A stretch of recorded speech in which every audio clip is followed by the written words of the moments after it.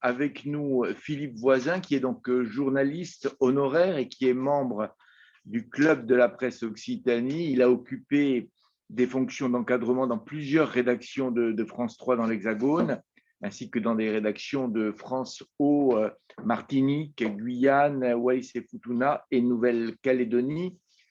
Il a eu notamment aussi sur France 3 la responsabilité, ou du moins il a participé à la création du journal télévisé quotidien de l'Outre-mer, et il est par ailleurs membre du comité d'organisation du festival Rochefort Pacifique, qui est consacré au cinéma et à la littérature et qui a fêté cette année, en octobre dernier, son 15e anniversaire.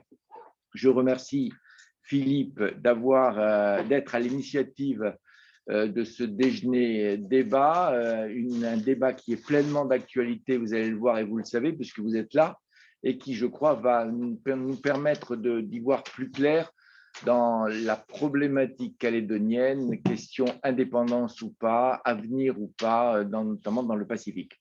Et Philippe, je te passe la parole, c'est à toi. Bien, merci d'être présent. Alors, on ne se connaît pas, je ne sais pas quel est votre niveau de connaissance sur le territoire. C'est la raison pour laquelle j'ai édité quelques repères qui permettent un peu de situer d'abord géographiquement, historiquement et puis un peu politiquement les enjeux de ce qu'est la Nouvelle-Calédonie dans cet ensemble considérable qui est le Pacifique. Oui, j'ai proposé à Dominique de faire un échange, un débat. Alors, grand témoin, pour moi, c'est un mot qui est un peu trop pompeux. Je voudrais être juste animateur de débat parce que je considère, et on est un certain nombre à considérer, qu'il y a un grave déficit d'information et d'échanges sur le Pacifique en général et sur la Nouvelle-Calédonie en particulier. Et c'est dramatique parce qu'il se passe, à mon avis, et là je suis partisan, forcément, il se passe, à mon avis, des événements historiques. Nous sommes engagés dans un processus de décolonisation qui a rarement été aussi abouti dans aucun des pays du monde. Et quelque part, la France peut être fière, en tous les cas, à mon avis, sans parti pris, d'engager ce processus, sans doute grâce à des personnalités très fortes qui ont contribué, en tous les cas, à apaiser. Et il faut quand même se rappeler qu'en 88, nous étions au bord de la guerre civile et que c'est un point de départ quand même qui était dramatique. Bien sûr, dès 83-84, les événements, on parlait déjà des événements, mais il y a eu des morts de chaque côté. Et ce qui amène souvent les Kanaks à dire « mais maintenant, nous partageons la même histoire ». Le mot histoire est très présent dans les sociétés kanaks, où la parole est quelque chose qui est dispensé différemment, avec un autre rythme que chez nous. Je parle sous le contrôle de gens qui ont vécu en Nouvelle-Calédonie, et on se rend bien compte que les repères sont différents. Chez les Océaniens, par exemple, le passé n'est pas derrière eux, mais il est devant parce qu'ils ne le connaissent pas. Parce qu'ils le connaissent au contraire. Et l'avenir est derrière parce qu'ils ne le connaissent pas. Donc c'est toute une échelle de valeurs qui sont fondamentalement différentes.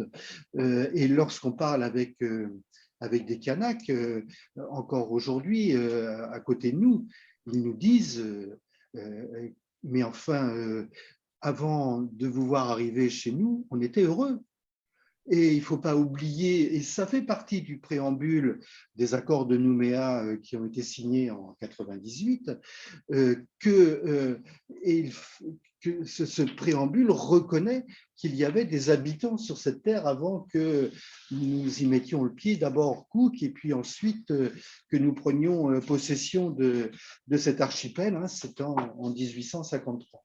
Voilà, je voulais poser un peu ça comme préambule parce que cette histoire de référendum s'inscrit dans toute cette logique historique qui remonte évidemment à 1853, mais à 3 millénaires auparavant puisque les peuples Lapita, comme on les appelait à l'époque, du nom d'une plage du Vanuatu ou des Philippines, je ne sais plus, ce peuple dit Lapita a colonisé l'ensemble des îles du Pacifique. On le sait parfaitement, ça, à travers les temps, parce qu'il y a eu des recherches archéologiques nourries et on a retrouvé des bris d'une poterie, la poterie Lapita, qui permet de voir l'évolution de ces peuples sur tout le Pacifique. Alors, je suis un peu bavard, j'ai un peu tendance à monopoliser la parole. N'hésitez pas à m'arrêter, ou si je vole trop haut, ou si au contraire je suis trop bas dans les informations, n'hésitez pas à m'interrompre.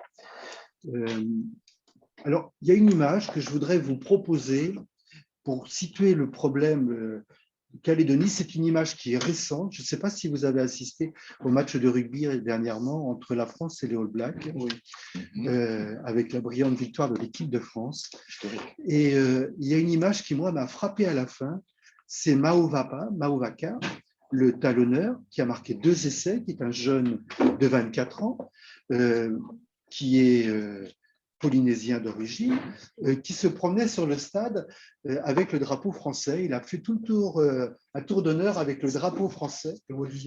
Et c'est un Wallisien, mais qui est né à Nouméa et qui fait partie de cette grande communauté wallisienne. Et je ne sais pas comment cette image-là a été reprise, parce qu'il est reconnu comme calédonien, quelque part. Je ne sais pas comment cette image a été reçue en Nouvelle-Calédonie, d'un côté comme de l'autre, mais en tous les cas, ça met les pieds dans le plat d'une problématique qui fait que la Nouvelle-Calédonie est une colonie de peuplement et qu'il n'y a pas que des Kanaks, mais qu'il y a aussi d'autres peuples qui peuvent revendiquer aussi un certain héritage historique, même si ça dure depuis 20 ans, 30 ans, et qui peuvent revendiquer aussi une appartenance à cette terre. Et ça, les Kanaks l'ont bien compris, eux qui représentent à peu près 40% de la population. Mais la France a agi de manière, j'allais dire malhonnête, mais tout simplement coloniale, en incitant avec Mesmer d'abord, puis Ponce ensuite, dans les différentes décennies précédentes, à procéder, à inciter les Européens à venir s'installer en Calédonie pendant des dizaines et des dizaines d'années pour justement faire basculer la majorité, la démographie en tous les cas, en faveur des peuples européens. Voilà. Donc je voulais faire un clin d'œil donc à cette communauté wallisienne que je connais bien puisque je l'ai fréquentée quelque temps. Et cette communauté wallisienne qui fait une sorte de minorité de blocage et qui appelle dans ce référendum à voter non, pas maintenant, non à l'indépendance, parce que ce n'est pas le moment d'aller vers l'indépendance. Et ils ont un certain poids puisqu'ils ont envoyé des représentants au Congrès de Nouvelle-Calédonie qui fait basculer les majorités d'un côté loyaliste ou du côté indépendantiste. L'Éveil océanien, qui est un parti communautariste, a des élus, il est mené par un agrégé en mathématiques, un Wallisien émigré à Nouméa, et cette population compte. Il y a beaucoup plus de Wallisiens et de Futuniens à Nouméa qu'à Wallis et Futuna. Ils sont à peu près 30 000 sur le territoire. Les chiffres ne sont pas très flous parce qu'il y a des gens qui ne veulent pas se déclarer Wallisiens et Futuniens. Est-ce qu'on peut redonner les chiffres du référendum, des 3 référendums, ou plutôt des 2 référendums avant le 3e? Référendums précédents, oui. Je vous l'ai mis dans la petite fiche que vous avez sous les yeux. Donc, le référendum en 2018 a donné une majorité de 56,67% pour le non. En 2020, elle n'était plus que de 53,26%. Et on était donc sur une pente, on était sur une dynamique en tous les cas. C'est pour ça que les indépendantistes voulait mener une campagne de proximité avec beaucoup d'implications dans les tribus notamment, pour justement aller dans ce sens, pour eux, ce sens de l'histoire qui doit forcément, de toute façon, aller vers l'indépendance de leur terre, puisqu'ils sont chez eux. Voilà. Ça va jusqu'à présent, je corresponds bien à ce que vous souhaitez entendre sur la question. Oui, donc, est-ce qu'il est nécessaire de rappeler un peu les proportions des populations en Nouvelle-Calédonie? Les Asiatiques notamment. Oui, voilà, et la composition un peu ethnique les Polynésiens tahitiens, puis des Wallisiens, puis des Tahitiens qui sont aussi importants presque que les Wallisiens. Dans le Pacifique, il y a 3 grandes catégories de population. Il y a les Mélanésiens, dont font partie les aborigènes, dont font partie les Vanuatais et les Kanaks. Le Kanak, entre nous, c'est un mot polynésien qui veut dire homme, tout simplement. Au début, il s'écrivait avec un C, et puis il a pris une connotation un peu péjorative. Et donc, il a été pris par les Kanaks eux-mêmes, par cette population-là, pour se définir. Mais au départ, c'était un mot polynésien. Donc, il y a la population mélanésienne qui occupe plutôt l'ouest du Pacifique. Donc, l'Australie, le Vanuatu et puis la Papouasie. Hein, voilà, c'est un peu la grande zone. Il y a la Micronésie qui est un petit peu au-dessus, qui est un peu plus petite, un peu moins peuplée et qui est un petit peu… c'est des confettis quoi, qui est un peu saupoudré sur le Pacifique. Et puis après, il y a l'immense triangle polynésien. Le triangle polynésien, c'est Hawaï, Nouvelle-Zélande, île de Pâques. C'est toute cette population-là qui forme un ensemble avec beaucoup de caractéristiques linguistiques communes, avec des traditions et des mythes aussi communs. Donc en Nouvelle-Calédonie, la population était très homogène. Ils étaient 300 000 à peu près. Bon, il y a eu pas mal de mortalité après la colonisation, après l'arrivée des Européens, mais la population était très homogène, sauf sur la langue. On dénombre actuellement à peu près 28 bassins linguistiques en Nouvelle-Calédonie. C'est-à-dire que d'une vallée à une autre, les Kanaks ne se comprennent pas. Pour se comprendre, ils parlent français, puisqu'ils ont été à l'école de la République. Donc la langue française est capitale dans ce portrait calédonien, puisqu'il permet en tous les cas à tout le monde d'entrer en communication. Cela dit, quand je dis qu'il y a une grande homogénéité, c'est que les statuettes, c'est que l'histoire, c'est que la reconnaissance, c'est que l'identité, et notamment la relation aux ancêtres, est commune à la plupart des communautés, des communautés de Kanak. Ils sont, pour l'instant, ils occupent tout le nord de la Grande Île, toutes les îles Loyauté et tout l'est de la Grande Île. Hein. Ça correspond pratiquement au panorama des derniers scrutins où le vote indépendantiste était largement majoritaire. Donc voilà, on a donc Nouméa-la-Blanche, avec quelques communes autour, peuplées essentiellement d'Européens, et puis on a le reste qui est peuplé de Kanaks. Mais il n'y a pas que ces populations-là qui sont présentes. Il y a des Indonésiens, il y a un consulat d'Indonésie à Nouméa, avec une population indonésienne discrète, mais qui existe, qui est là depuis l'exploitation du nickel. Il y a des Vietnamiens, certains sont venus par les Boat People, une histoire qu'on connaît tous, mais d'autres sont venus pour faire du commerce ou pour travailler dans les mines. Il y a aussi beaucoup de Polynésiens venus notamment de Tahiti. Sur le marché de Nouméa, il y a un petit orchestre avec le ukulélé, vous devez le connaître, qui a beaucoup de succès et qui est là à chaque fois, à chaque jour de marché sur le port. Donc la communauté polynésienne est très présente. Et il y a cette communauté wallisienne dont je parlais tout à l'heure, qui elle est venue qui elle est venue aussi principalement pour exploiter le nickel. Et peut-être on pourrait faire un aparté avec eux, d'abord parce que je les connais bien et qui célèbrent leur 60e anniversaire de leur statut. Hein, et donc, c'est à peu près à cette période-là, eux qui n'avaient pas de statut, comme les indigènes kanaks pendant très longtemps, sauf ce statut d'indigénat qui était exporté d'Algérie, hein, en fait. Donc, c'est… Oui, monsieur, vous avez dit qu'il y avait 3 grands peuples dans le Pacifique, les Mélanésiens, les Polynésiens et les Micronésiens. Et les Micronésiens. Qui sont situés plutôt dans la partie nord-ouest de la Polynésie. C'est la Micronésie, voilà, c'est des îles. Alors, je crois que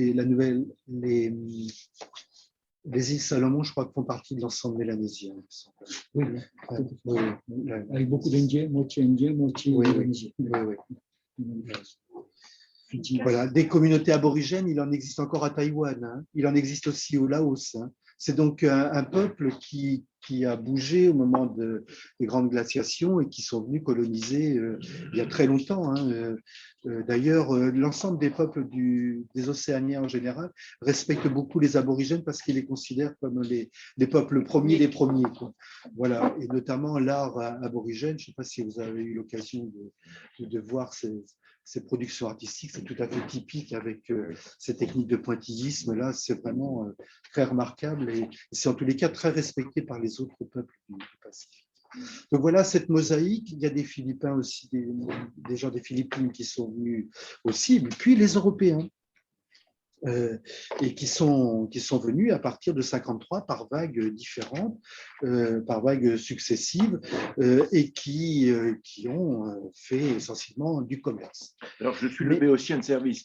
Pourquoi à partir de 51? Qu'est-ce qui a conduit la France à venir s'implanter 53, la prise de possession, 1800. Un mot. Le bagne, c'est le bagne. Le bagne peut expliquer les choses. Le bagne est venu après, puisque le bagne s'est installé après la fermeture des bagnes portuaires. Oui, c'était, moi, à mon avis, c'était un jeu géopolitique au départ entre les Anglais, les Hollandais qui étaient présents et les Russes, dont on ne parle pas beaucoup, mais les Russes ont été très présents dans le Pacifique. Je voudrais signaler un livre là qui a reçu le prix Femina, je crois, ou quelque chose comme ça. Joseph Cabris, qui est un Français qui s'est échappé d'un bateau français et qui a atterri aux îles Marquises, qui a vécu comme les Marquisiens et qui ensuite a été capturé par les bateaux russes pour être ramené en Europe et être un objet de foire, notamment à la cour des tsars, etc. Donc la présence des Russes était aussi très importante à l'époque. Pour répondre à la question, je pense que c'est plutôt une histoire de géopolitique et qu'il fallait aussi être présent. Le bois de santal était très recherché à l'époque. Le nickel, c'est venu après. Hein, c'est l'ingénieur Garnier qui a découvert. Bon, donc c'est venu après. Alors il y a le bagne. Et merci Dominique de parler, de revenir sur cette histoire-là. Oui. Il y a une émission sur Arte, je crois que j'ai vue, qui, je ne sais pas si vous l'avez remarqué aussi, et qui parle de la place de la Nouvelle-Calédonie pendant la Seconde Guerre mondiale. Et les jeux qu'il y avait entre De Gaulle et les Américains, pour que les Américains, par leur présence, ne s'accaparent pas la Calédonie. C'était très intéressant. C'est une histoire qui a… 300 000 Américains se trouvaient en 1944, je crois, en Nouvelle-Calédonie. Et toutes les jeeps que les Caldoches ont appartiennent aux Américains. Et encore aujourd'hui, il y a des dizaines de jeeps dans toute la Calédonie. Et il disait que les Calédoniens avaient davantage apprécié les Américains que les Européens, parce qu'ils payaient mieux, et qu'ils étaient apparemment respectés davantage, d'autant plus qu'il y avait les Afro-Américains, ce qui les avait étonnés. Les Afro-Américains et les Européens, avec des Américains, c'était étonnant puisqu'ils étaient séparés des Européens. Il y a encore un mouvement en Nouvelle-Calédonie de gens qui souhaitent que la Nouvelle-Calédonie se rapproche des États-Unis. C'est issu de cette histoire-là. Hein. C'est une histoire récente. Si vous me permettez, je vais revenir au bagne, parce que cette histoire du bagne, il y a quelqu'un qui l'a décrit très bien, qui est un descendant de Bagnard, qui s'appelle Louis-José Barbançon, et qui a… oui, je vous donne ses références, mais il fait partie de la petite liste des références que je vous ai données. Et Louis-José Barbançon, qui a maintenant un homme qui a 75 ans, considère que l'histoire du bagne en Calédonie, c'est l'histoire de la Calédonie. Et ce n'est pas notre histoire nationale. Nous, pour info, le bagne de Calédonie, il est arrivé au moment de la fermeture des bagnes portuaires de Toulon, Rochefort, Brest, etc. Il y avait des bagnes portuaires un peu dans chaque arsenal. Et donc, à l'époque, on a fermé les bagnes portuaires et on a envoyé donc tous nos criminels, principalement en Guyane d'abord, puis on a ouvert le bagne de Nouvelle-Calédonie. Et on y a mis d'abord les Kabyles qui étaient révoltés en Algérie lorsqu'il y avait les débuts de la colonisation en Algérie. Donc il y a d'abord eu des Kabyles et puis après on a envoyé les forçats, tous les gens de droit commun. Les militants de la commune sont venus après. Et Barbançon disait, puisqu'on l'a reçu à Rochefort, donc il avait l'anecdote, les forçats, les prisonniers de droit commun devaient être rasés, imberbes et rasés sur le crâne, alors que les prisonniers politiques, eux, avaient le droit de se laisser vivre, avaient un autre statut. Donc, justement, ils se laissaient pousser la barbe, la moustache et les cheveux pour qu'on les reconnaisse bien, parce qu'il dit pour dire qu'ils n'étaient pas des forçats comme les autres. Donc, comment dire, ces prisonniers politiques qui étaient un peu une élite, hein, quelque part, beaucoup sont rentrés en métropole dès qu'il y a eu, comment on appelle ça, quand on blanchit quelqu'un, l'amnistie. Voilà, donc beaucoup sont rentrés.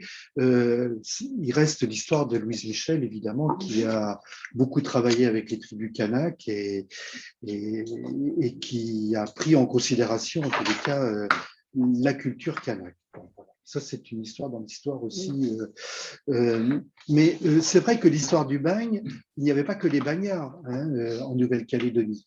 Il y avait aussi l'administration pénitentiaire. Et l'administration pénitentiaire, c'était une force de plusieurs centaines de personnes.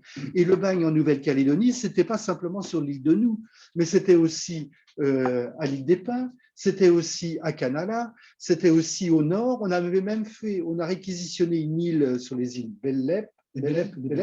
On a réquisitionné une île pour y mettre les lépreux. Hein, donc, qui existe toujours. Il y a 20 ans. Il y a la léproserie. Oui, il y a la léproserie toujours là-bas. Donc, la population, enfin, l'histoire du bagne calédonien est rentrée dans l'histoire nationale de la Calédonie.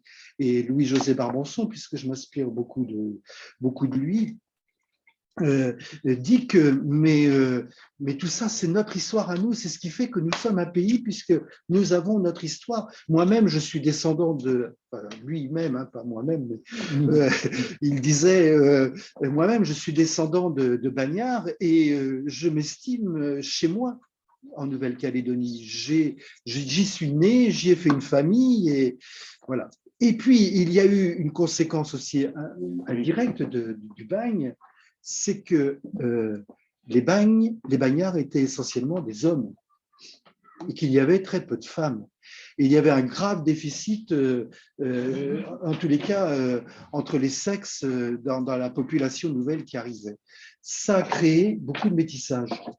Et en fait, on assiste encore à des résurgences de caractère un peu européen dans certaines populations kanak parce qu'il y a eu beaucoup de métissage, y compris avec des gens de l'administration pénitentiaire qui étaient présents. Voilà. Est-ce qu'on peut préciser que le bagnard qui a accepté de rester en Nouvelle-Calédonie, on lui a attribué 50 hectares de terre pour rester? Et les meilleurs. Et on dépossédait les Kanaks en même temps dans leur tribu pour donner sur la côte ouest, aux anciens bagnards, 50 hectares, Oui. et il reste. Oui, oui. C'est pas anodin de parler de cette histoire du bagne parce que c'est une revendication encore actuelle du FLNKS. C'est-à-dire que les tribus qui vivaient dans les terres fertiles, où on pouvait laisser pousser l'igname, le taro. L'igname est une plante sacrée pour les Kanaks, et où les anciens, les vieux sont morts. Et les vieux ne sont jamais vraiment morts, ils vivent toujours là où ils sont, là où ils ont vécu. Et donc, on a chassé les tribus Kanaks qui cultivaient, qui vivaient de la pêche et de l'agriculture. On les a mis dans les terres en hauteur où rien ne poussait. Et surtout pas l'igname, puisque l'igname a besoin de beaucoup d'eau. Donc, bon, voilà. Donc, cette revendication foncière est capitale. Et elle figure d'ailleurs, j'ai le préambule, j'ai le texte des accords de Nouméa. Je ne vous les ferai pas revenir si ça vous intéresse, parce qu'il y a ces souvenirs de l'histoire qui sont encore présents dans les accords, et c'est une reconnaissance des Kanaks qui figure dans les accords de Nouméa. Et donc cette revendication foncière est très présente encore chez les militants indépendants. C'est là où Lafleur, il y a 20-30 ans, avait accepté de donner, je crois, 10 000 hectares aux Kanaks lors des accords de Nouméa. Il a même donné des mines de nickel dans la province nord. Mais ça, c'est une autre histoire. Oui. Voilà, donc pour remettre un peu ce tableau un peu historique, je pense que c'est utile dans la compréhension de ce qui se passe aujourd'hui, parce que les revendications viennent de là, essentiellement. Le foncier, c'est très important. Les vieux sont vivants pour les Kanaks. Et ce sont les habitants premiers. Et c'est reconnu dans les accords de Nouméa qu'avant les Européens, il y avait un peuple premier. Et c'est capital pour la compréhension des choses. À propos des bagnards, ça met le doigt aussi sur un paradoxe aussi. Les Kanaks supportaient très mal qu'on les chasse, eux les sous-hommes, pour donner leur terre à des sous-hommes européens, ceux que les Européens ne voulaient pas, puisque c'était eux-mêmes étaient les anciens forçats, etc. C'était les parias de la France. Et donc on les chassait, eux qui portaient le nom d'hommes, on les chassait pour mettre à la place des gens qui étaient eux-mêmes au rebut de la société européenne. Le deuxième paradoxe aussi, dont les Kanaks n'aiment pas trop parler, mais ça existe quand même, c'est que pour le bagne, là encore il faut revenir à cette référence historique, l'administration pénitentiaire avait recours à des Kanaks pour aller chercher les bagnards qui s'échappaient. Et donc, ces Kanaks qui n'étaient pas des hommes, qui étaient des sous-hommes, étaient chargés de faire la police chez les colons blancs.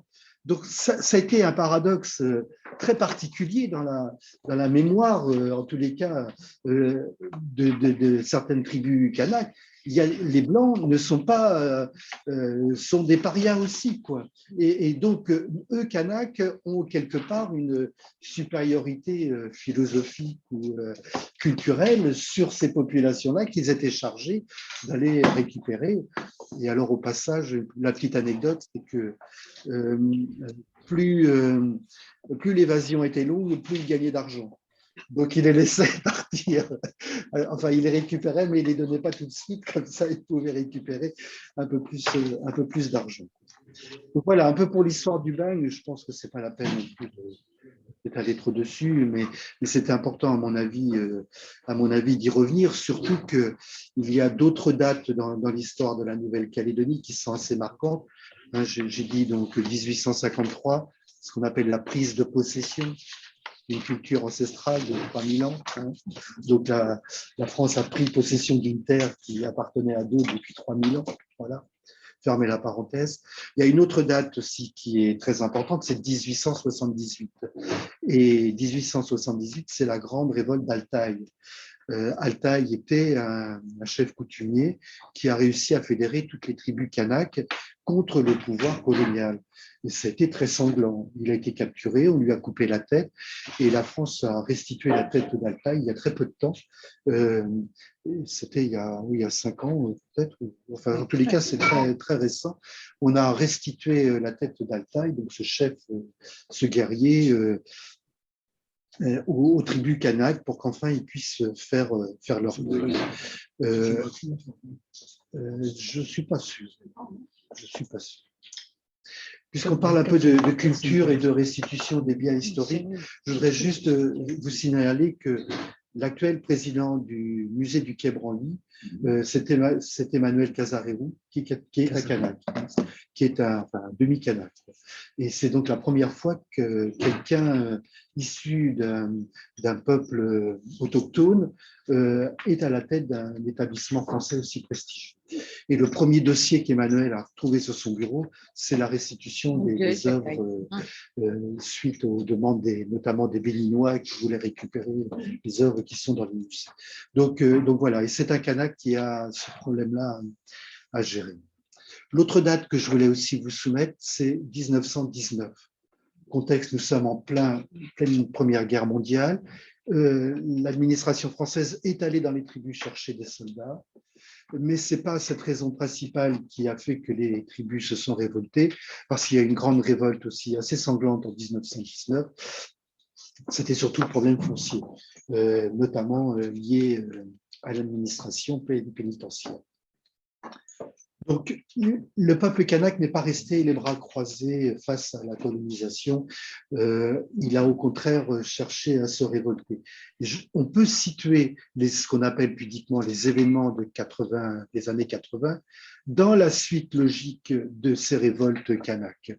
Et c'est ça qui constitue tout le processus institutionnel qui est en cours. C'est quand même bien, parce qu'on était au bord de la guerre civile en 88, qu'il a bien fallu faire quelque chose. Donc, 1988 se situe dans cette logique-là. J'ai bien aimé la formule d'un Kanak que j'ai rencontré samedi à la Carmagnole, qui disait, je pense qu'il est historien et qui résumait les pratiques coloniales, pas simplement françaises, mais coloniales en général. C'est la théorie des 3 M. Et j'ai trouvé que cette formule était bien. Les premiers, c'était les marchands qui arrivent quelque part. Ensuite, ce sont les missionnaires. Et enfin, ce sont les militaires.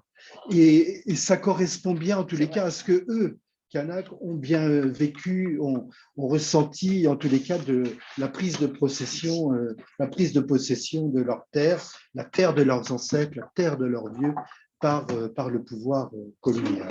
Et au passage, il y a quelque chose qui est mal pris en ce moment en Nouvelle-Calédonie, je ne sais pas si vous allez me confirmer, mais l'envoi de ces 2000 gendarmes actuellement pour assurer soi-disant la sécurité du scrutin, c'est quelque chose qui est très mal vécu par les Kanaks parce que on leur remet encore l'histoire devant eux, quoi. Ça me rappelle 88-90. Exactement. Il y avait la loi de Sombre qui est sortie, le huis clos complet.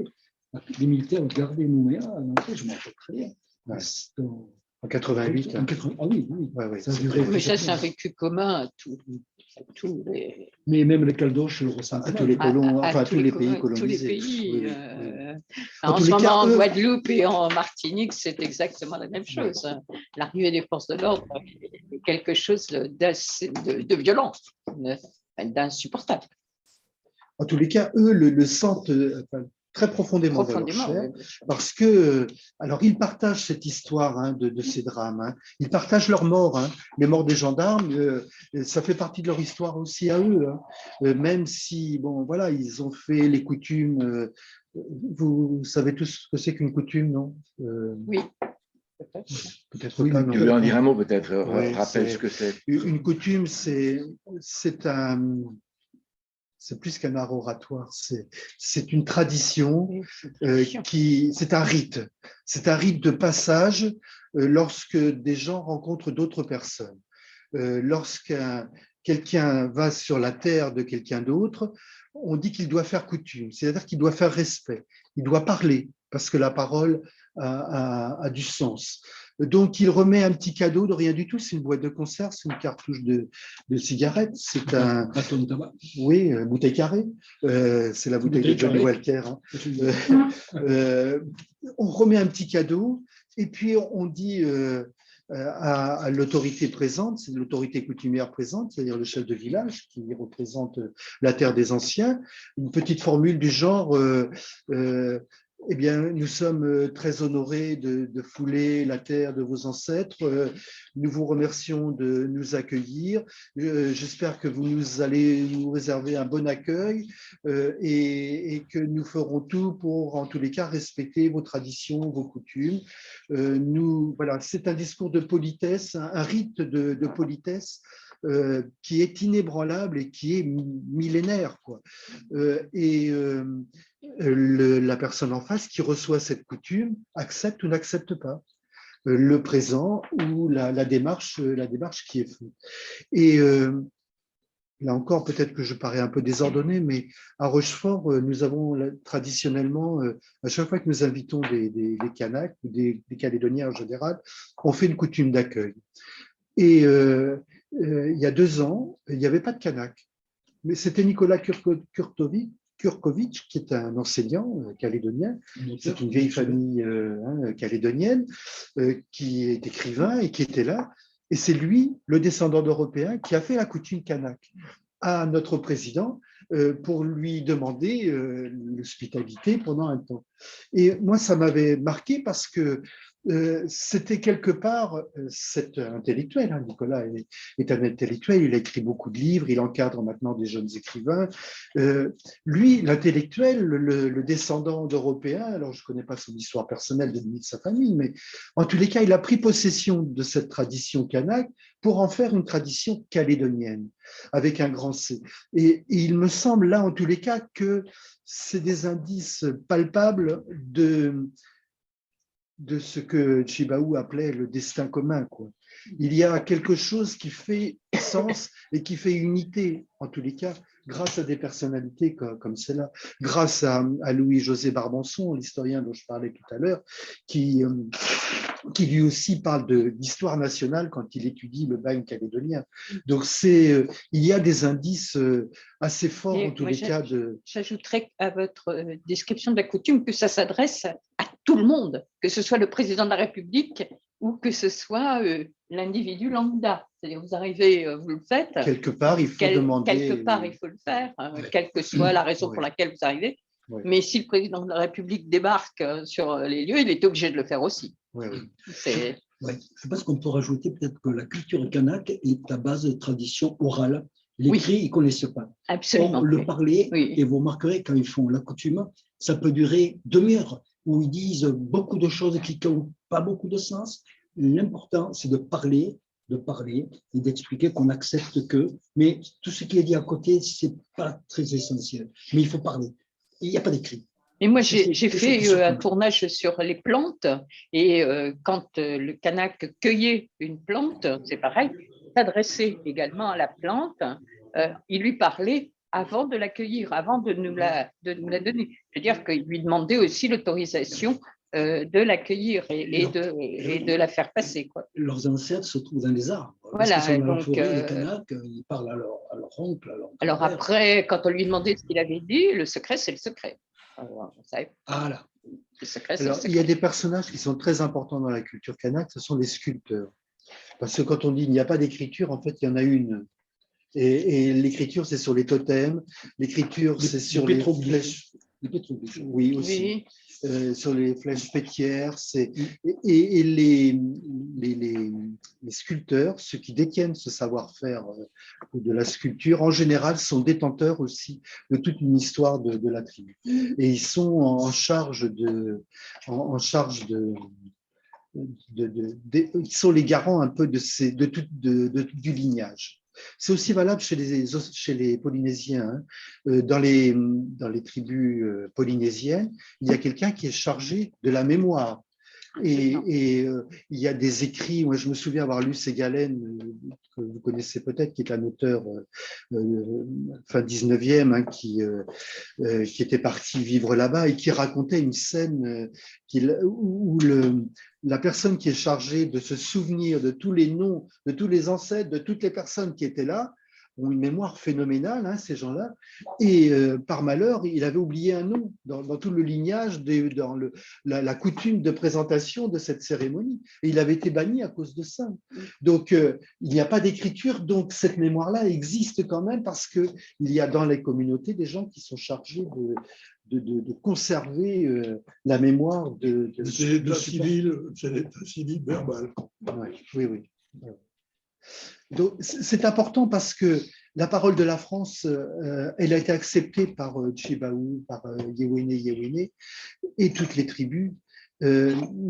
Et la parole de la France n'a pas toujours été suivie de concrétisation et n'a pas toujours été respectée jusqu'au bout.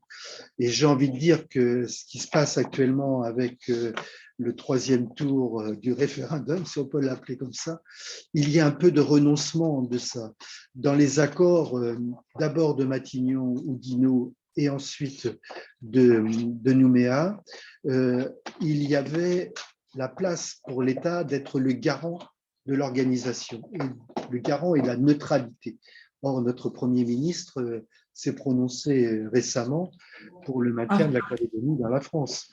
Lui qui est le personnage de l'État. Il y a une question, non? Il ne faut pas hésiter à m'interrompre parce que je suis très bavard. Hein, donc, moi, j'en ai une, Philippe, si tu permets. J'ai sous les yeux là, une tribune qui a été signée par des représentants, donc, alors ce sont effectivement des Calédoniens que vous connaissez mieux que moi, Sonia Baquès, Philippe Gomez, Thierry Santa, Nicolas Metzdorf, Gilles Brial, Gérard Boadja, Pascal Victory et d'autres. Voilà. Et donc, ce sont des gens qui ont écrit on parlait de la question de la France, générosité ou pas générosité, colonialisme ou post-colonialisme, si elle a bénéficié à l'ensemble du pays et des communautés, elle a été principalement orientée au bénéfice de des 3 provinces et de 22 communes sur 33 que dirigent les indépendantistes.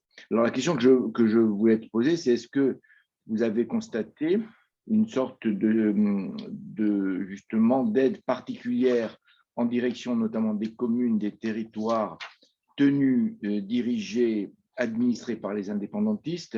Est-ce que c'est vrai, est-ce que ce n'est pas vrai? Est-ce qu'il y a une discrimination positive? Est-ce qu'on peut parler de discrimination positive par rapport à des communes, des territoires, en contrebalançant précisément les dimensions coloniales que tu as admirablement décrites?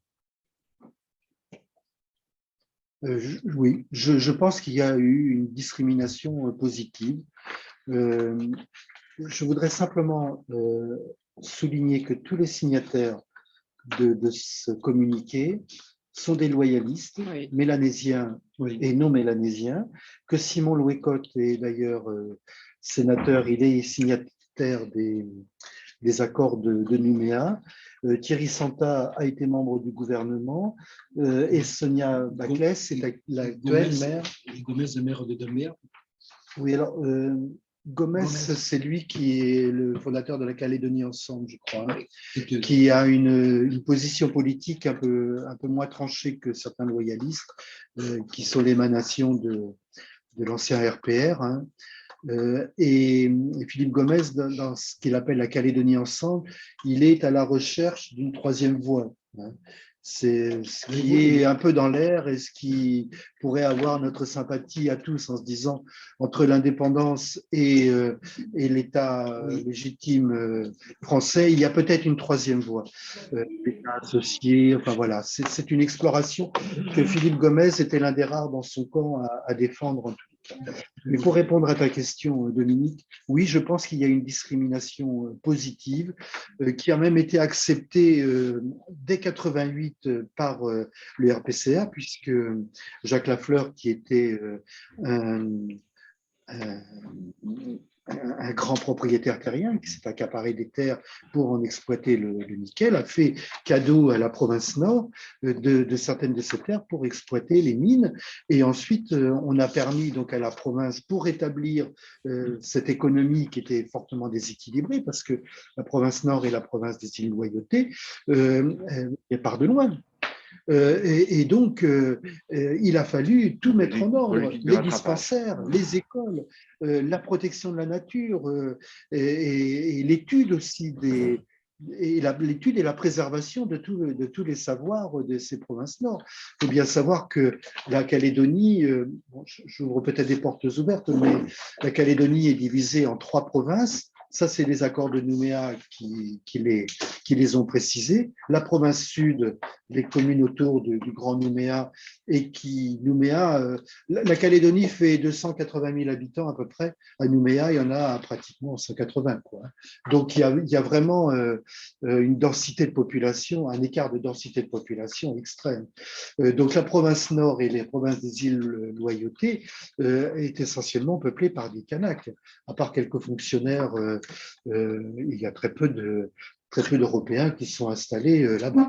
Alors, sur la grande île, il y a ce qu'on appelle les Caldoches, qui sont une population très ancienne, qui pratiquent l'élevage extensif, qui sont aussi accaparés des terres justement pour faire gambader les troupeaux, etc., et qui représentent quelque chose d'important quand même dans l'histoire de la Nouvelle-Calédonie. Ils sont plutôt proches des loyalistes, ils sont loyalistes parce qu'ils considèrent que la France est la garantie de leur propriété foncière et qu'ils pourront toujours continuer à exercer leur activité.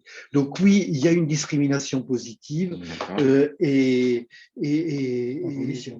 c'est dû principalement à la démographie. Un petit exemple, l'île de Lifou, vous voyez cette forme un peu, un coq, il y a 3 îles. La Nouvelle-Calédonie, c'est une grande île, un point d'exclamation avec le point en dessous, c'est l'île des Pins. Et puis à côté, à l'est de sa côte, il y a 3 îles, 4 même, puisqu'il faut ajouter Tiga.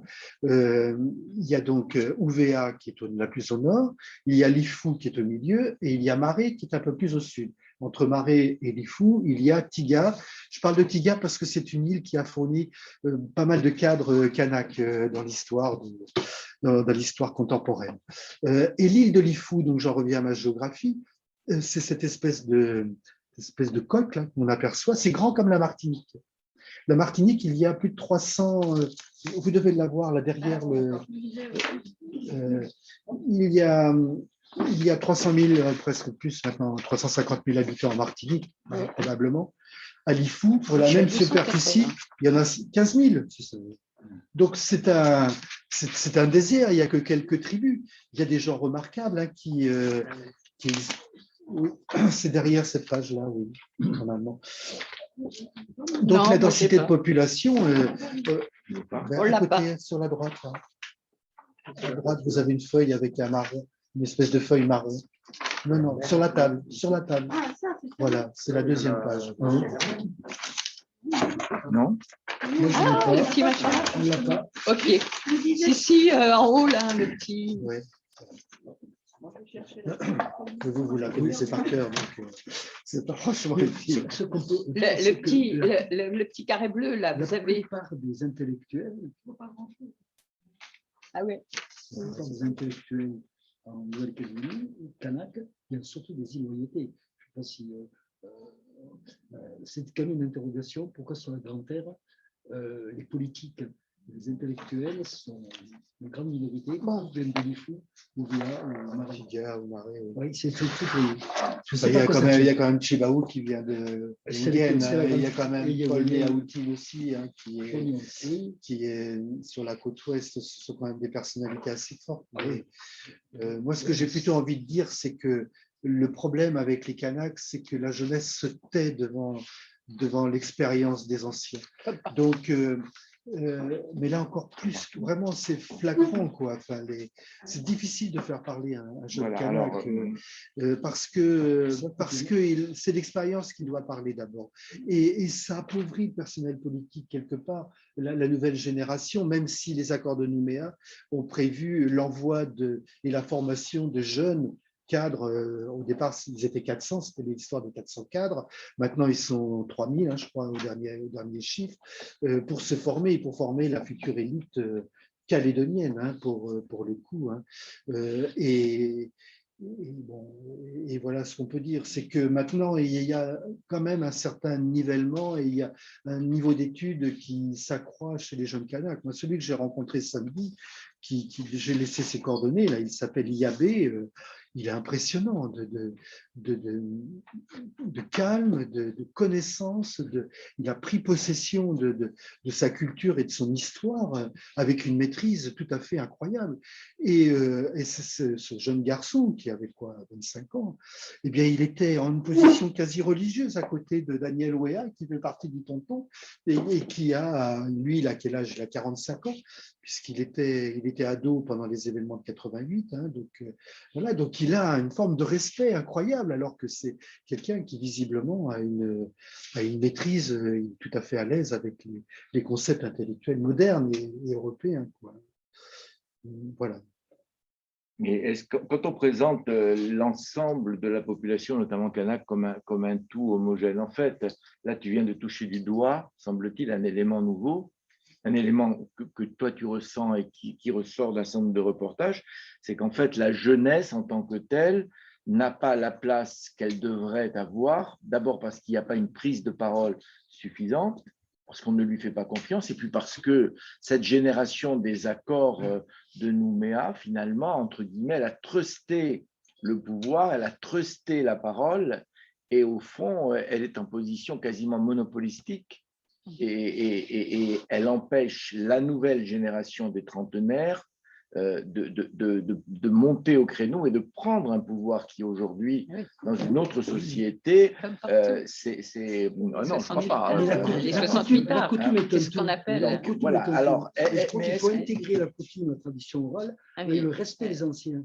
Il y a un Calédonie, si on n'a pas compris qu'on va entraîner que les vieux, les anciens qui sont là, ont la parole. Et les jeunes, ils se taisent, il faut les voir, vous avez raison. Ils baissent, même en métropole, ils baissent la tête, ils écoutent le vieux, le tonton, même s'il des conneries, ça leur arrive aussi. Oui. Et ils se taisent et ils disent rien. Et ils ne disent rien. Voilà. Et c'est vrai, parce qu'il y a encore 6 ans que ils attendent leur tour. Mais vous savez, moi je connais bien Madagascar, mon épouse malgache. Quand je vais à Madagascar, les jeunes, mon épouse, se baissent la tête en passant devant les vieux. Je veux dire que c'est le respect des anciens pour les jeunes, c'est pas qu'en Calédonie. Bon, ça dépend de tout, mais ça existe ailleurs. Je ne sais pas aux Antilles, je veux qu'un peu. C'est la traduction politique qui est intéressante, la traduction politique et économique. Alors c'est ça qui est intéressant pour nous. Ici, il y a assez de se voir. Je voulais revenir à la question de Dominique, effectivement. Comment vous voyez cet élément-là dans la dynamique actuelle? Alors, moi, je suis assez optimiste parce que les accords de Nouméa prévoient un moratoire de 20 ans. C'est la raison pour laquelle il y a un corps électoral. D'ailleurs, je ne sais pas si c'est vraiment très constitutionnel, cette affaire-là, mais le corps électoral qui a voté pour ce référendum n'est pas le même qu'en métropole. On n'est pas tous égaux devant cette décision qui est prise.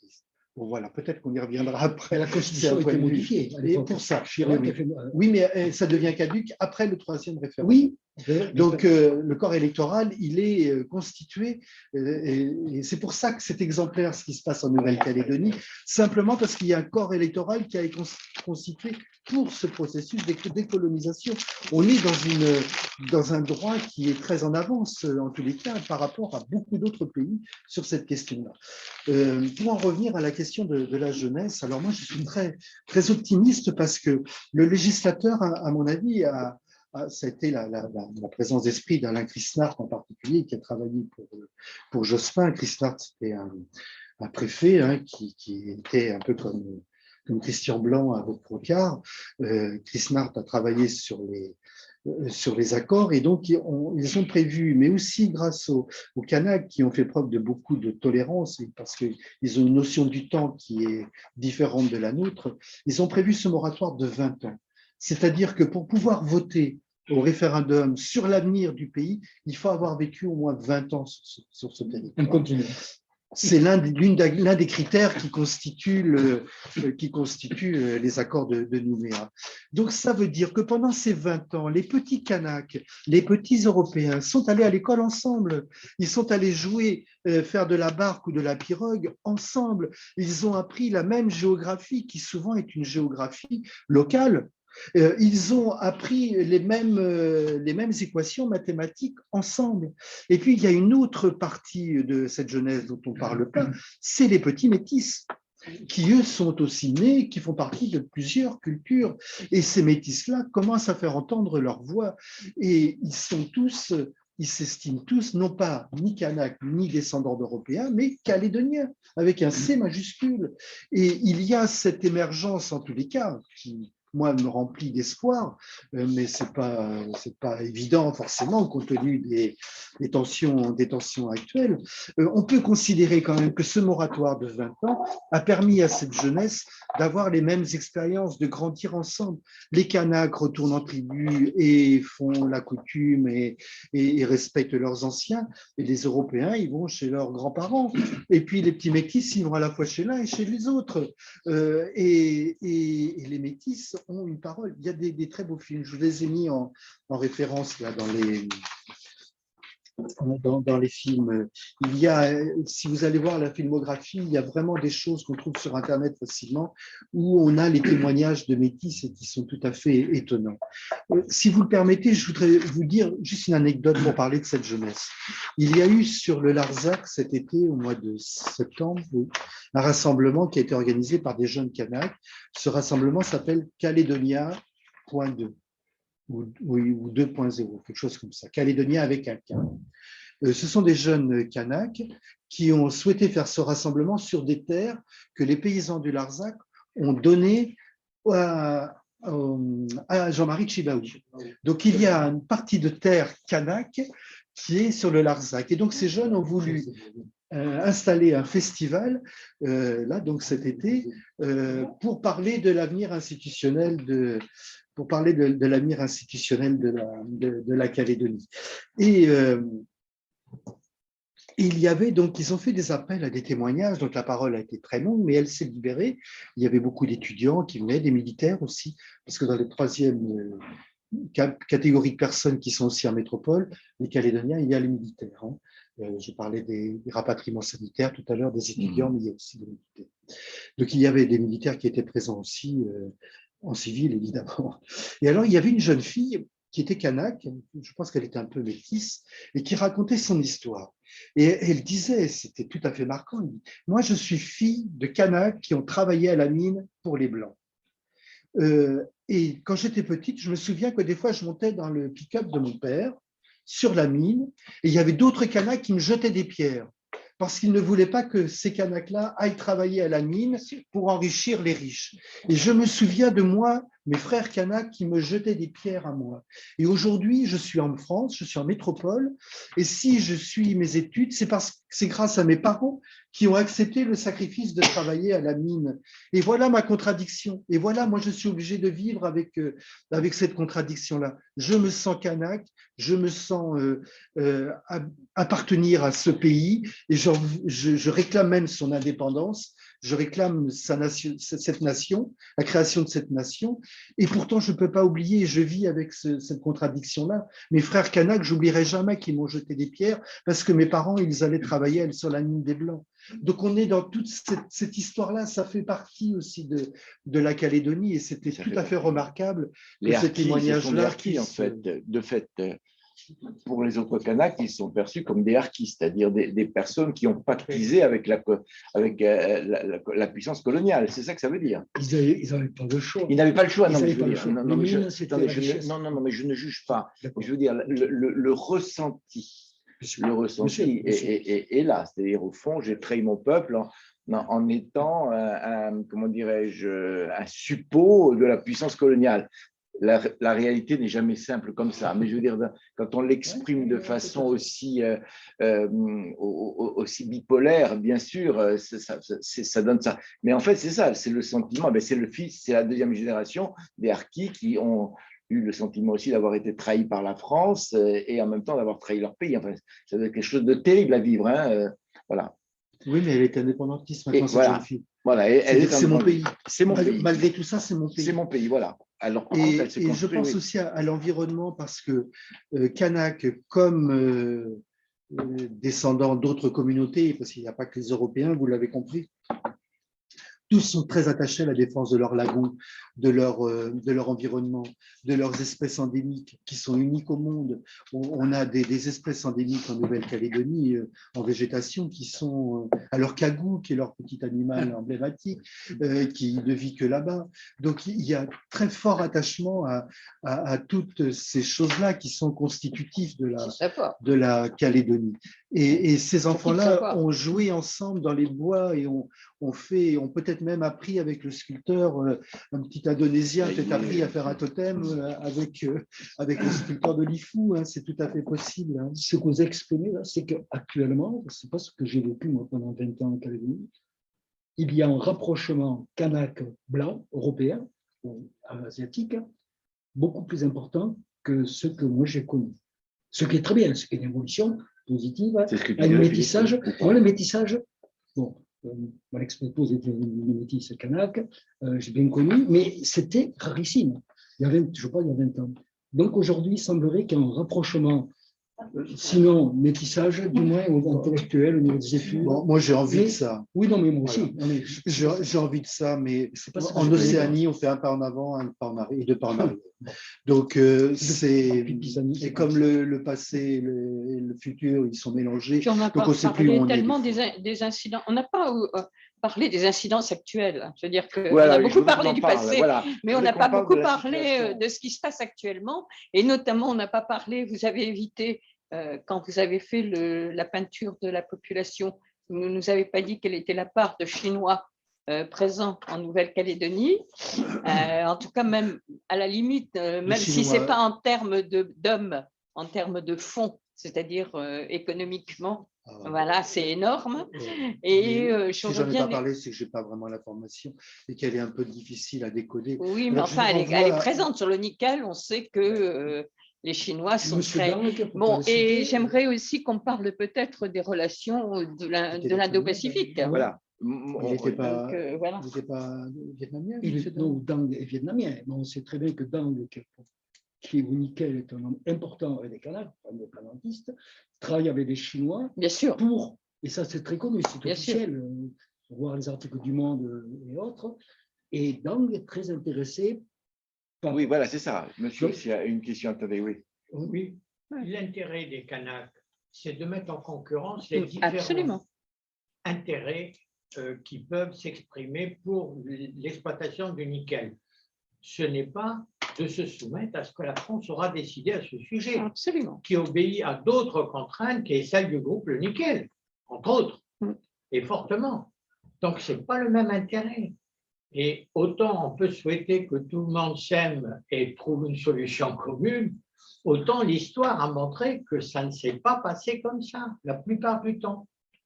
Et que c'est en train de changer. Combien de fois on l'a rêvé dans différentes situations, mais ceux qui étaient là et qui ont profité d'une situation ont fini toujours par ne pas vouloir céder leurs privilèges ou en garder suffisamment pour maintenir une situation insupportable.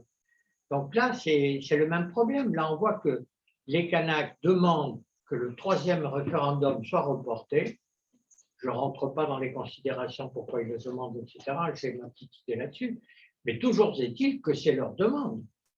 Le gouvernement l'aurait très bien accepté. On a quand même reculé combien de fois les élections ici en France métropolitaine. On a reculé combien de fois entre les départementales, les régionales, le machin, le truc, les présidentielles aussi d'ailleurs, la présidentielle. La présidentielle a été prévue pas à la date qu'elle va se tenir. Il y a beaucoup de prises de position dernièrement de personnalités fortes, pas simplement oui, mais le pour justement demander le report.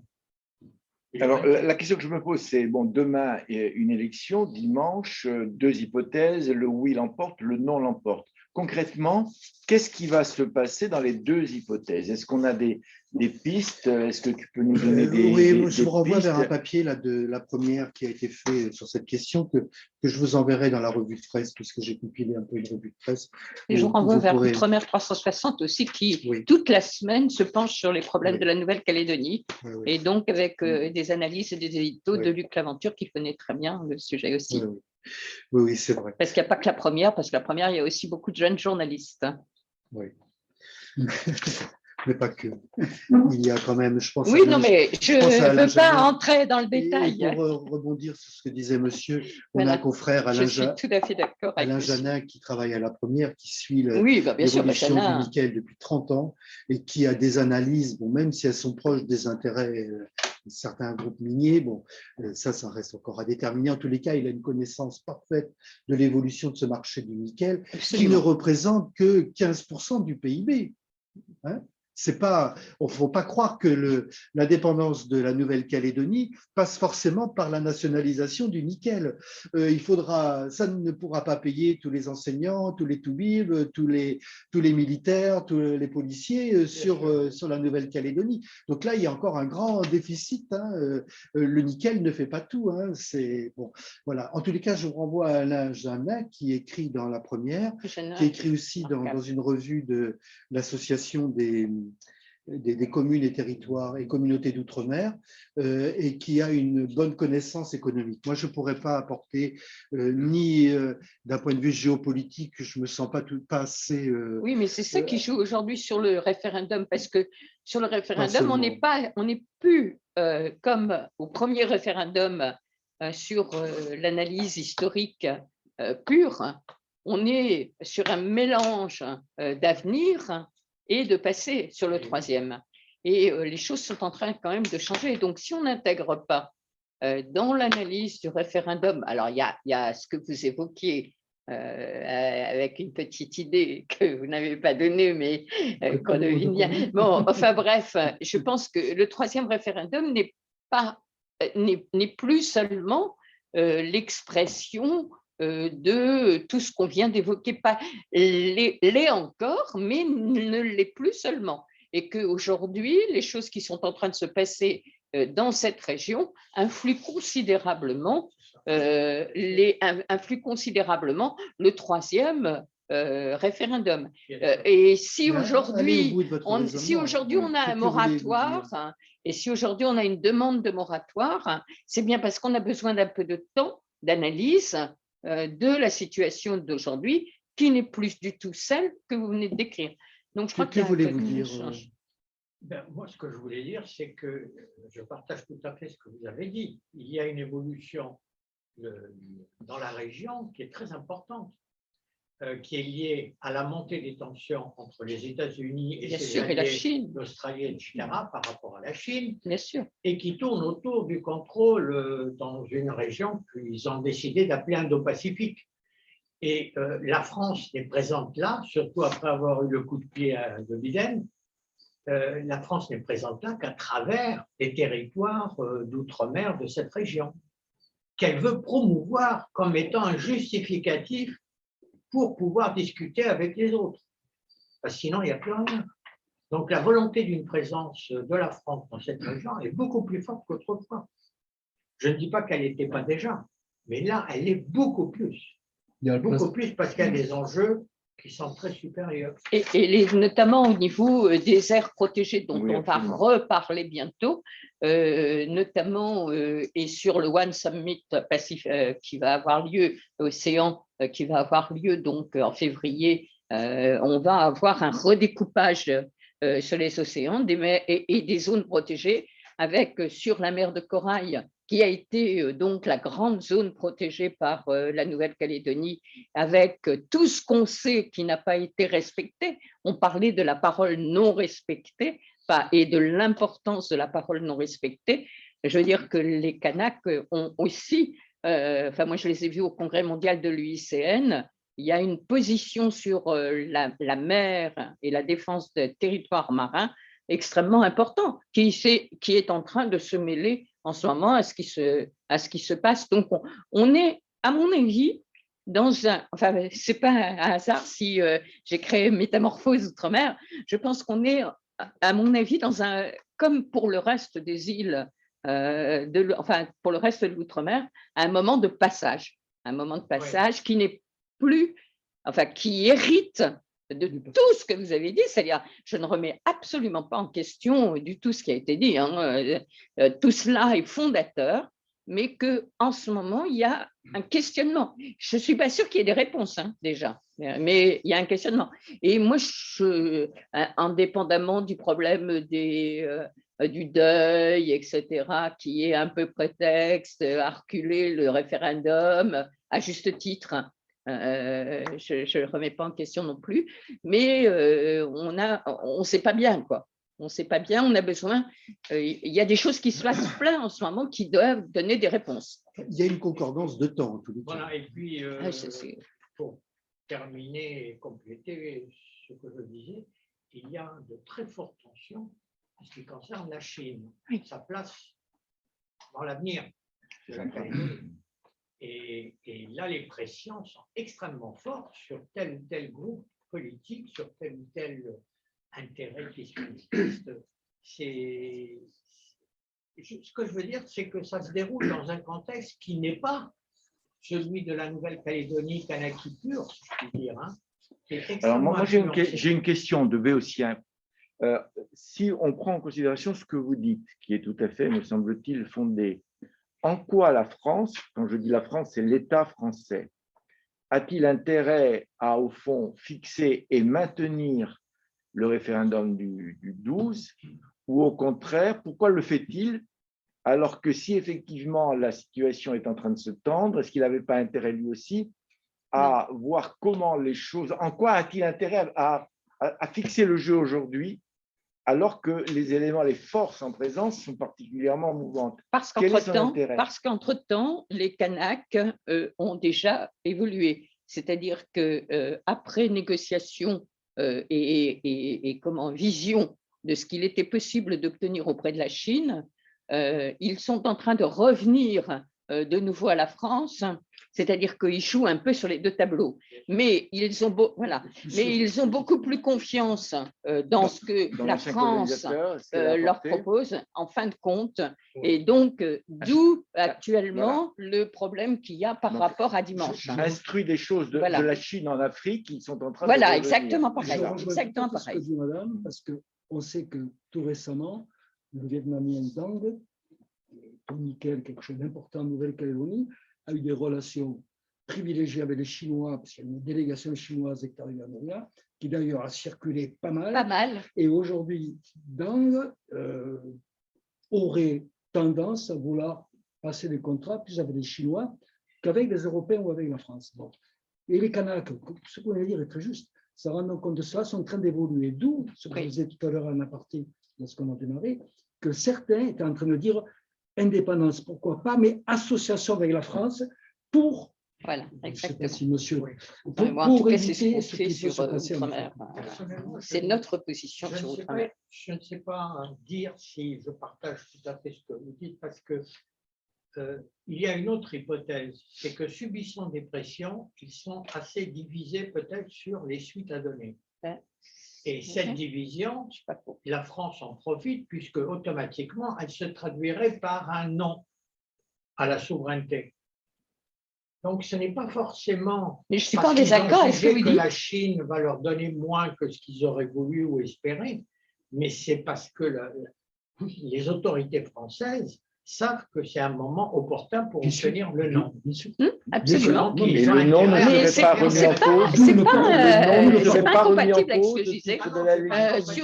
Ils sont en division, ils sont actuellement divisés. Absolument. Donc, voilà, la fenêtre de tir, elle est maintenant pour le référendum. Absolument. La fenêtre de tir pour le référendum, au risque de considérer que du fait de l'absence d'une partie du corps électoral kanak, la légitimité de la réponse de ce référendum est faible. Absolument. Est-ce qu'on s'en fiche? D'accord. Oui, absolument. C'est l'arrêt du Conseil d'État aujourd'hui en disant c'est que là, il n'y a rien à voir, l'élection doit avoir lieu. Voilà. Non, je ne sais pas. Moi, je C'est ça. je ne connais pas la situation. Vous avez raison. Moi, Je ne sais pas. C'est ça. Complètement de... Ah oui. Moi, je que le pense. résultat soit non. Philippe, quel est ton C'est avis? un avis- un avis Donne-nous ton personnel. avis d'expert. Vous êtes aimable. Je pense qu'il y a un problème de calendrier interne à la politique ici en métropole. Il ne faut pas oublier qu'il y a une élection présidentielle en mois de juin, et donc il fallait impérativement que les choses soient réglées aussi avant juin. C'est vrai que le calendrier international est en train de s'accélérer, mais le processus historique pour les Kanaks en particulier et certains Calédoniens voulait qu'on aille jusqu'au bout du troisième référendum qui faisait quelque part la boucle, qui refermait la boucle, sachant qu'après on va rentrer de toute façon dans une période de transition qui est prévue par les textes, tout simplement. Donc il n'y aura pas rien. Que ce soit oui ou que ce soit non pour répondre à la question, le Congrès va rester en place le temps qu'il se donnera pour pouvoir créer d'autres institutions. Le problème, je vous renvoie à une juriste, une jeune femme qui s'appelle Léa Havard, qui est repartie en Nouvelle-Calédonie, à l'université de Nouvelle-Calédonie, et qui fait partie de l'association des juristes d'outre-mer. Je ne sais pas si vous les connaissez. Je sais que Ferdinand Melin-Socramanien a donné une interview aux Nouvelle-Calédoniennes aujourd'hui ou hier. Et c'est un constitutionnaliste qui est très réputé, qui est intervenu. Et Léa Havard fait partie de son équipe et elle explique bien le processus. Mais là encore, je vais vous le donner si ça vous intéresse. Oui. Dans la revue de presse, elle a donné un peu les règles. Donc, il n'y aura pas vacances après le référendum, même si de toute façon, il va être contesté dans sa légitimité, puisque Roch Mitan est actuellement à New York, au siège des Nations Unies, pour réclamer le report. Donc, tout ça, c'est en cours. Mais légalement, juridiquement, il y a aucune raison de penser que le référendum sera caduc, ou en tous les cas pourra être remis en cause d'un point de vue juridique, entendons. Alors maintenant, oui, effectivement, le calendrier international. Bon, moi, je ne suis pas tout à fait en mesure d'apporter une réponse forcément pertinente parce que je sais qu'au Vanuatu, par exemple, la Chine est très présente. Bon, voilà, il y a ces nouveaux enjeux internationaux autour de l'Australie. Bon, effectivement, je ne saurais pas dire des choses vraiment pertinentes quant à l'impact, en tous les cas, des influences chinoises, notamment sur le scrutin qui a lieu. Moi, je le mets quand même, je pense que c'est la fin d'un processus qui doit se terminer, qui aura l'impression d'une fin un peu… En eau de boudin, un peu gâchée. En eau de boudin, voilà, qui n'aura pas été jusqu'au bout, alors que tout le monde a été tellement patient pendant 30 ans, avec des hommes exceptionnels. Je vous renvoie à la poignée de main entre Lafleur et le Chibaou. C'était quand même quelque chose d'exceptionnel, ce qui s'est passé entre ces individus. Et à ce propos, j'ai amené le bouquin de Christian Blanc. Je ne sais pas si vous connaissez ce Christian Blanc. Il est connu, très connu ici. Ah oui, non, c'est pas le même. Christian Blanc. C'est pas non, c'est pas le président du… Ah non, mais c'est pas du tout le président. Général. Il a été secrétaire général. Au commissariat. C'était la mission de la paix. Non, mais il y avait un blanc qui était président de… Ah non, mais c'est pas le même prénom. Non, c'est le même. D'accord, je les confonds absolument pas. Donc, je vous renvoie à cet ouvrage de Christian Blanc qui raconte minute par minute presque toute la mission de la paix, comment le rapprochement s'est fait entre Chibaou et entre Lafleur, et avec les enjeux miniers, etc.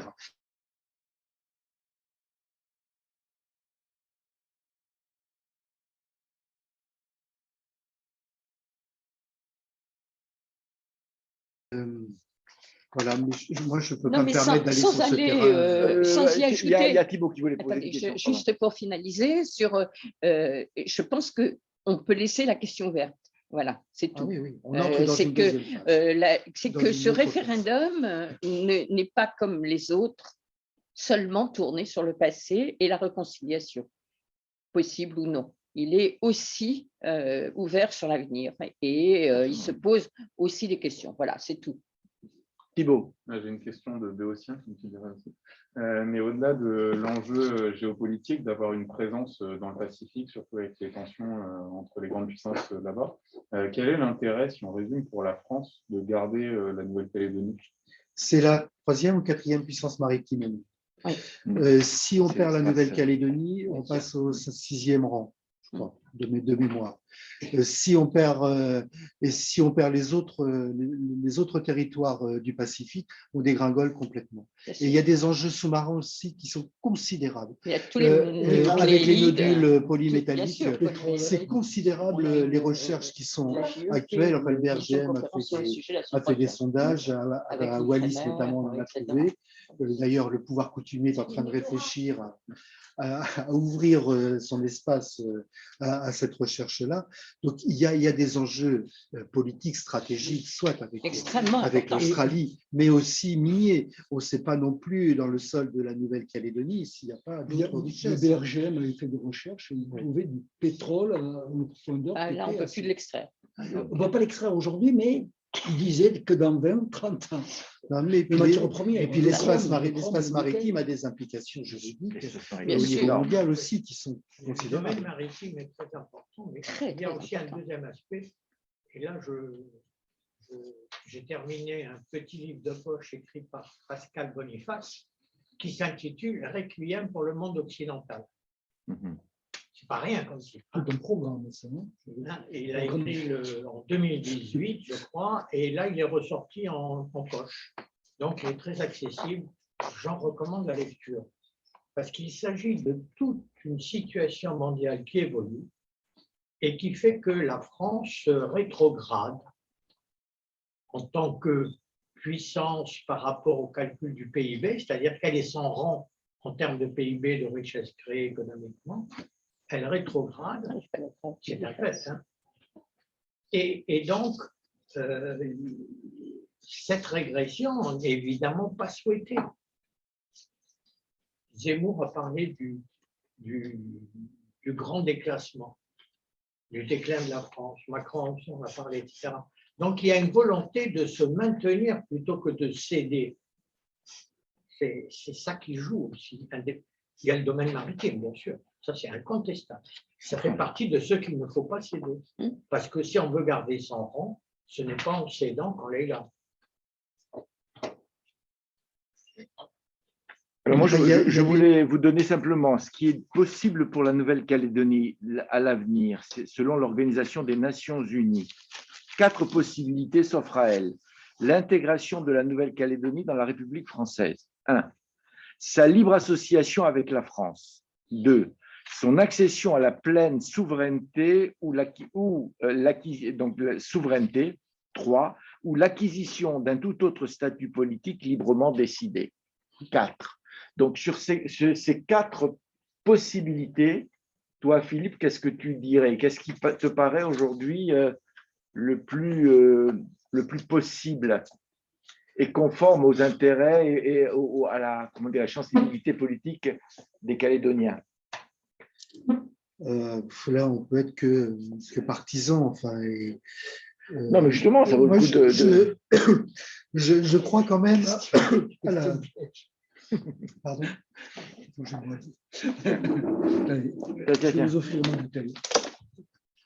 Non, c'est pour essayer de comprendre ce qui peut se passer par rapport à l'avenir. Je sais pas.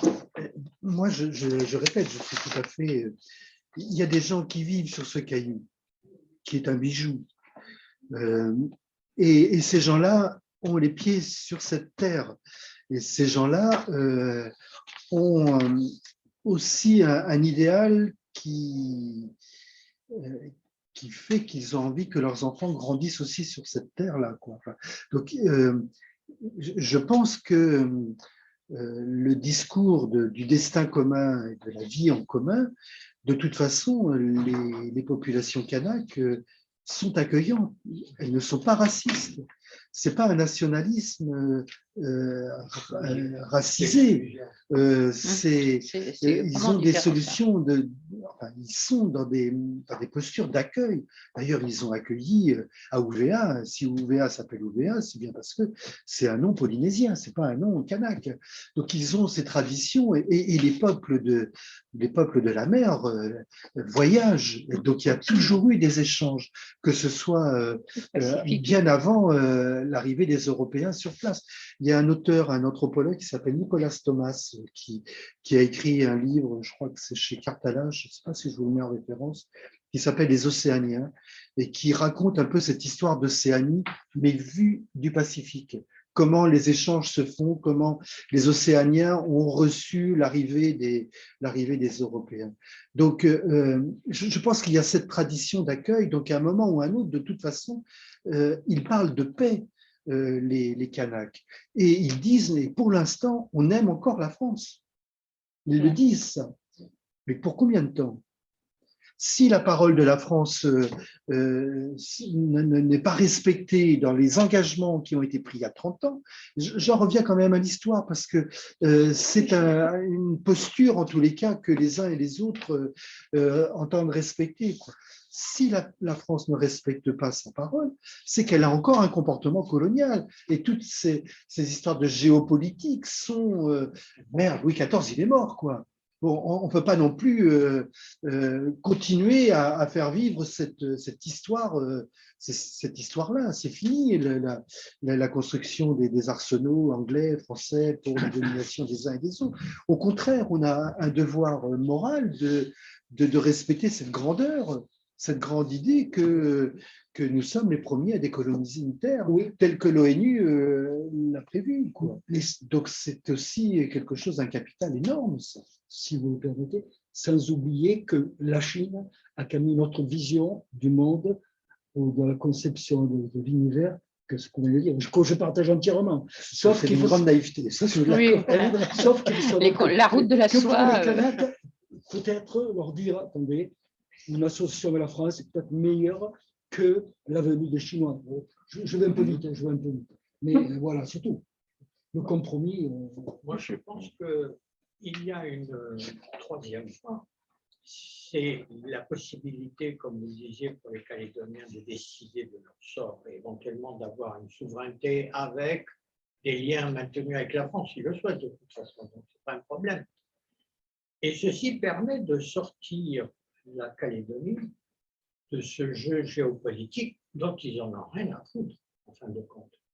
De savoir si les États-Unis vont maintenir leur prédominance dans le monde ou si ce sera la Chine, ce n'est pas leur problème. Ça, je ne suis pas sûr. Ça peut peser sur eux. Ça, je ne suis pas sûr. Ou en Esline. Je ne suis pas sûr du Ceux tout. qui ne sont pas contents des Chinois ou des Américains, ça, je suis pas sûr du tout. La porte, elle est là. Il y a un truc qui me fait très peur. Il y a un truc qui me fait très peur et qui n'est pas abordé dans les 4 choix de Dominique, c'est la partition de la Nouvelle-Calédonie. D'accord. Et ça, c'est une grande crainte. Ah bon, d'accord. Même Pierre Froger, qui était député RPCR, a déclaré, mais pourquoi pas séparer les provinces kanak indépendantes et le Nouméa blanc. Et ça c'est une idée qui court. Et là, c'est terrible parce qu'à ce moment-là, c'est la porte ouverte, effectivement, à des alliances avec des voisins, quoi. Ça avait été abordé. Ça, c'est une option qui ne peut pas être écartée. Ah oui, d'accord. C'est intéressant que tu en parles. C'est une hypothèse réelle. C'est une hypothèse réelle, selon toi? Donc, il y aurait deux. En tout cas, facile. C'est quand même, il a été député, quoi. Pierre Froger, c'est quand même quelqu'un de très important dans la colonie blanche de Nouméa. Une province. C'était un collaborateur de la fleur, quoi. Remarquez, à un moment en Algérie, il avait été question de laisser une partie pour. On en parlait à l'instant. Mais ça n'a jamais marché. Il y a des liens qui font que c'est impossible, pratiquement. En tous les cas, c'est le début d'une nouvelle violence. Ah oui, tout à fait. Je pense que là, il y aura, oui. Moi, ce qui me frappe en tant que béotienne aussi, parce que je ne connais pas, c'est là, en tout cas, je parle de moi, l'impréparation de la population française métropolitaine, je veux dire, par rapport à ces questions-là. parce qu'on le voit déjà, on en parle très très peu dans les médias, puisque nous sommes ici dans un club de la presse, enfin dans les grands médias, on va dire, dans les médias spécialisés, certainement, il y a beaucoup de gens qui sont au courant de ces questions-là. Mais que ce soit pour la Guyane ou même en ce moment sur la Martinique, l'histoire de la la pollution des sols dans ces anciennes colonies françaises, toutes ces poussières d'empire que nous avons encore avec le drapeau français, on n'est pas au courant du tout vraiment de l'évolution de ces populations. Moi, ça m'a beaucoup intéressé, tous ces débats que vous avez eus. Mais je me rends compte de l'écart qu'il y a. Oui, c'est la rue de loi de mort kilomètre. Tu sais, c'est la rue de loi de mort kilomètre. C'est-à-dire un mort kilomètre. Non, mais on est responsable, on a les éléments ici. Oui, voilà, on a les éléments. On a les éléments pour s'informer, en tout cas, pour ceux qui veulent s'informer. Effectivement, ce n'est pas dominant. Je suis d'accord. Parce qu'il n'y a pas de lien, on n'a pas forcément voyagé. Autant les Français, quelquefois, ont voyagé en Afrique. Dans les anciennes colonies, il y a des liens, etc. On a des villes qui sont jumelées avec, etc. La Nouvelle-Calédonie, on n'a pas du tout la connaissance historique, géographique. Alors, si on en parle, il y a l'histoire de la Chine. On en parle tout d'un coup parce qu'il y a un enjeu de souveraineté, finalement, pour la France. Mais sur la connaissance des populations, la fraternisation, quelque part, entre... il n'y a rien. Il faut avoir vécu là-bas, je pense. Enfin, je pense pour avoir une sensibilité forte, il faut y avoir vécu au moins quelques mois. Ou rencontrer les gens ici. Rencontrer les gens ici, oui, voilà. Rencontrer les gens ici. De toute façon, pourquoi vous connaissez plus les Polynésiens que les Caldoches? Et après 3 ans, ils disent on ne connaît pas encore. Voilà. 15 ans, oui, mais pourquoi? 18 ans exactement. Je dirais que c'est un peuple du Pacifique. On connaît Tahiti, on connaît la Polynésie. Déjà, des Tahitiens, on fait des explosions nucléaires. Et tout le monde vit ensemble. C'est ça. Mais il y a les explosions nucléaires aussi au Sahara. Avec 10 communautés complètement différentes, avec leur religion en particulier. Vous n'avez pas parlé des protestants et des catholiques. Oui, on n'a pas parlé de religion. Or, un élément. Oui, très important. Mais les 3 M. Les catholiques et tu peux nous dire un mot sur la religion, tu as parlé effectivement de croyance, mais tu n'as pas parlé de religion. Est-ce que tu peux nous dire quel est comment dirais-je, le tableau des religions? Est-ce que les protestants essentiellement les cadres kanak, Roch Manitan, Jean-Marie Tchipanou, Yewine, ils sont tous protestants. Ils sont protestants. C'est pour ça qu'il y avait un protestant, un éminent représentant de protestants dans la mission de la paix. Jean-Marie était catholique. Il était pasteur, non? C'est sa femme. Il était curé. Il n'était pas curé. Il me semble qu'il était curé. S'il avait une femme, il n'était pas curé. Mais bon, excusez-moi.